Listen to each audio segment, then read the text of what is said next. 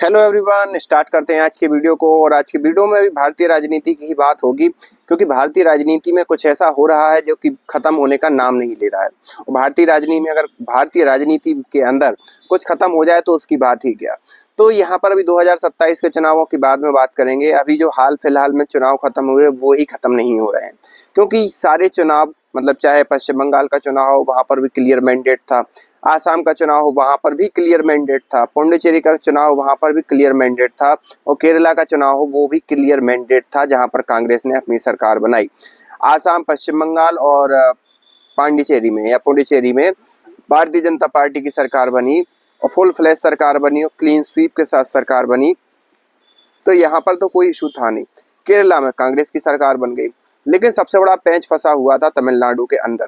DMK party और AIADMK के पास इतने बहुमत नहीं थे, मतलब 60-70 सीटें थी। उनके पास इतनी मेजोरिटी मार्क नहीं था कि वो वहां पर जाके सरकार बना ले। दोनों पार्टियां मिलकर सरकार बना सकती थी, लेकिन डीएमके के साथ कांग्रेस चुनाव साथ में लड़ी थी और एआईडीएमके बीजेपी के साथ चुनाव लड़ी थी। बीच में खबरें निकलकर ये सामने आई, जब विजय थलपति की जो पार्टी है टीवी के, उसके पास सबसे ज्यादा मेजोरिटी मार्क थी, सबसे ज्यादा सीटें थी 108 सीटें। लेकिन वो 108 सीटें इतनी सफिशियंट नहीं थी कि वो अपनी दम पर सरकार बना लें, ये खुद की दम पर मुख्यमंत्री बन जाए।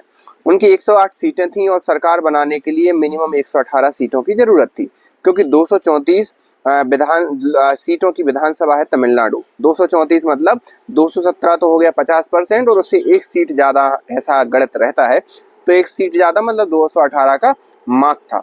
लेकिन विजय के पास 5, जो जैसे ही रिजल्ट अनाउंस हुआ तो कांग्रेस ने डीएमके से अलग होकर, डीएमके के साथ वो सत्ता में थी पहले कांग्रेस, तुरंत अलग होकर टीवी को सपोर्ट कर दिया। टीवी के वही सब टीवी के है, विजय थलपति की पार्टी है, जिसने डीएम के अगेंस्ट चुनाव लड़ा, कांग्रेस के अगेंस्ट चुनाव लड़ा। लेकिन कांग्रेस ने विद इन सेकेंड न आओ देखा न ताओ, पुराने जो इतने सालों से चला रहा जो एक प्रकार से कोalition गठबंधन था डीएमके के साथ, उसको तोड़ते हुए टीवी को ज्वाइन कर लिया। वो सीधी सी बात है, राजनीतिक पार्टियां हैं, अपने हित के लिए उन्हें जो अच्छा लगता है वो करती हैं। तो अब 108 से 113 सीटें हो गई, फिर भी 5 सीटों की कमी थी।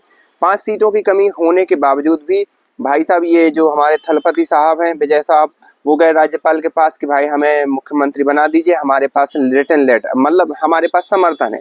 लेकिन उन्होंने रिटन में नहीं दिया, तो राज्यपाल ने सरकार बनवाने से मना कर दिया। फिर बाद में मुस्लिम लीग हो, 2 कम्युनिस्ट पार्टी हैं, उनका मदद हो, और एक और पार्टी है, उन सब की मदद से अभी टीवी को 120 एमएलए का सपोर्ट प्राप्त हुआ। और फिर बाद में क्या हुआ कि उन्होंने मतलब संडे को, मतलब आज ही उन्होंने शपथ ग्रहण में एक प्रकार से शपथ ली। तो वर्तमान में जो मुख्यमंत्री हैं वहां के तमिलनाडु के, वो विजय थलपति बन गए हैं। 51 साल के जो एक्टर हैं, और ऐसा नहीं है कि उनका एक्टिंग करियर खत्म हो गया था, एक्टिंग करियर उनका पीक पे है। और उसी समय वो वहां पर एक प्रकार से मुख्यमंत्री बने। अब उनके मुख्यमंत्री बनने के क्या मायने हैं और भारतीय जनता पार्टी को कहाँ नुकसान, कहाँ फायदा हुआ, ये भी हमें देखने वाली बात है।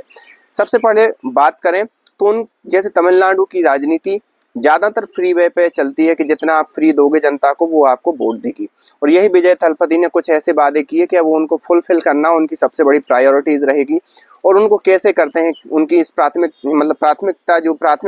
उनके जो वादे हैं, वो उनकी प्राथमिकता को कैसे पूर्ण करते हैं, ये आने वाला समय बताएगा।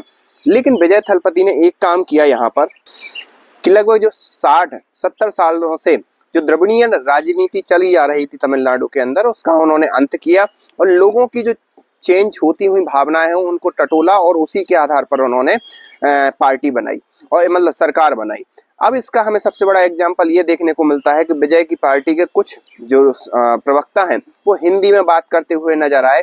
और हिंदी में बात करते हुए नजर आना तमिलनाडु के अंदर एक बहुत बड़ी बात हो जाती है, क्योंकि तमिलनाडु हिंदी के लिए अस्वीकार्यता के लिए सबसे बड़ा राज्य माना जाता है, या हिंदी के विरोध के लिए एक सबसे बड़ा गढ़ माना जाता है। तो सबसे बड़ी बात तो ये द्रविड़ियन पॉलिटिक्स से एक विकासशील पॉलिटिक्स की ओर शिफ्ट हुआ। अगर हम बीजेपी की बात करें तो बीजेपी ने ये वही गलती कर दी है जो उन्होंने केजरीवाल के साथ दिल्ली के अंदर की थी। उन्होंने केजरीवाल को हल्के में लिया और जो उनके खुद के नेता है उनको पीछे करते हुए किरण बेदी को प्रोजेक्ट किया, और वहां पर उन्हें नुकसान झेलना पड़ा। अब यहाँ पर पहले आप कैसे गलती की, के अन्नामलाई जो कि भारतीय जनता पार्टी के स्टार प्रचारक थे। उन्होंने 2019 के लोकसभा में चुनाव में बहुत जोर शोर से प्रचार किया और एक जमीन बनाई डीएम के अगेंस्ट। डीएम के जो पार्टी थी, सत्तारूढ़ पार्टी थी, उसके अगेंस्ट एक जन सैलाब बनाया। और उस जन सैलाब का मतलब जो भुनाने की जब बात आई कि भाई यहाँ पर तमिलनाडु के अंदर भुनाने की बात आई, तो फिर भाई साहब के अन्नामलाई को भारतीय जनता पार्टी ने शांत करवा दिया। क्यों शांत करवा दिया? क्योंकि भारतीय जनता पार्टी एआईडीएमके के साथ अलायंस में गई और एआईडीएमके ने ये कहा कि के अन्नामलाई को आपको शांत करना होगा। ये सारी चीजें हुई, लेकिन यहाँ पर नुकसान किसका हुआ? यहाँ पर नुकसान हुआ भारतीय जनता पार्टी का। भारतीय जनता पार्टी के कारण तीसरी पार्टी टीवी के सत्ता में आई। अगर भारतीय जनता पार्टी अकेले लड़ती तो हो सकता है डीएमके या एआईडीएमके ही पार्टी सत्ता में आती, लेकिन उस केस में टीवी के कोई एक विकल्प नहीं बन पाता। मतलब तीन ही पार्टियां रहती, भारतीय जनता पार्टी, एआईडीएमके और डीएमके। और अगर मान लो अगले 10 सालों में भारतीय जनता पार्टी तमिलनाडु को क्रैक कर लेती, लेकिन अगर यहाँ पर विजय थलपति ने एक प्रॉपर और अच्छे से काम किया तो भारतीय जनता पार्टी को तमिलनाडु को क्रैक करना कम से कम 10 से 15 साल तो लग ही जाएंगे। हो सकता है पहले भी क्रैक कर ले, वो आगे आने वाला समय बताएगा और भारतीय जनता पार्टी की मेहनत बताएगी। लेकिन अगर हम मोटा मोटी तौर पर देखें, जो पिछले आंकड़े और हिस्ट्री को देखें, राजनीतिक हिस्ट्री को, तो इतना समय लग जाएगा अगर टीवीके ने ऐसा किया। क्योंकि दिल्ली में भी हमने देखा कि कैसे केजरीवाल जी ने झूठे वादे किए और उसके बाद क्या परिणाम हुआ, क्या दिल्ली की हालत हुई। और जब लोगों को समझ में आया तब लोगों ने भारतीय जनता पार्टी को वोट दिया। उसके बाद भी भारतीय जनता पार्टी ने पूरी जोर शोर से चुनाव लड़ा, तब कहीं जाकर भारतीय जनता पार्टी दिल्ली के अंदर सत्ता में आई।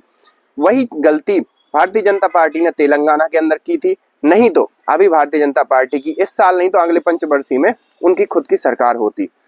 अब ये तो आगे आने वाला समय बताएगा कि भारतीय जनता पार्टी ने सही निर्णय लिया, गलत निर्णय लिया, या भारतीय जनता पार्टी क्या करना चाहती थी, वहां उसके क्या मोटिव हैं। लेकिन हम तो एक बाहर के तौर पर एक जो पुरानी राजनीति है या पिछले जो एक प्रकार से घटनाएं हैं उनके आधार पर जो बात करते हैं वो वही बात कर सकते हैं। लेकिन आगे आने वाला समय निर्धारित करेगा कि भारतीय जनता पार्टी केरल और तमिलनाडु को कब फतेह करती है, कब जीतती है। आप इस बारे में क्या सोचते हैं? आप हमें कमेंट करके बता सकते हैं। मिलते हैं नेक्स्ट वीडियो में, तब तक के लिए थैंक यू।